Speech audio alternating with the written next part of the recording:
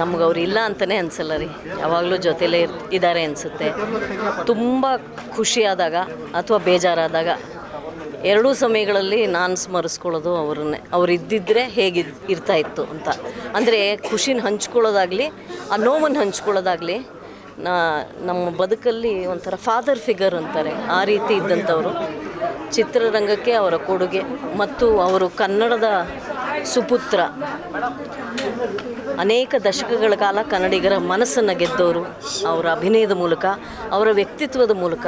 ಬಹಳ ಹತ್ತಿರದಿಂದ ವ್ಯಕ್ತಿಯಾಗಿ ಕಂಡಿರೋದರಿಂದ ಅವರ ಸೂಕ್ಷ್ಮತೆ, ಅವರ ಸ್ವಭಾವ, ಅವರು ಸ್ಪಂದಿಸ್ತಾ ಇದ್ದಂತಹ ರೀತಿ, ಬೇರೆಯವ್ರ ನೋವಿಗೆ, ಇದೆಲ್ಲವನ್ನು ನಾನು ಬಹಳ ಹತ್ತಿರದಿಂದ ನೋಡಿರೋದ್ರಿಂದ ಈಚೆಗೆ ನಡೆದದ್ದು ನಡಿಬಾರ್ದಾಗಿತ್ತು. ಅದು ಯಾರು ಎಚ್ಚರ ತಪ್ಪಿ ಹಾಗಾಯಿತು ನನಗೂ ಗೊತ್ತಿಲ್ಲ. ಅಂದರೆ ನಾವೆಲ್ಲರೂ ಒಂದು ರೀತಿಯ ಗೊಂದಲದಲ್ಲಿದ್ದೀವಿ. ಅನಿರುದ್ಧ್ ಅವರು ಈಗೇನೋ 17ನೇ ತಾರೀಕು ಅನಿಸುತ್ತೆ ಎಲ್ಲರೂ ಬರಮಾಡಿಕೊಂಡು ಒಟ್ಟಿಗೆ ಕೂತು ಮಾತಾಡಿ ಬಗೆಹರಿಸೋಣ ಅಂತ ಹೇಳಿದ್ದಾರೆ. ಹಾಗಾಗಲಿ ಅಂತ ನಾನು ಆಶಿಸ್ತೀನಿ.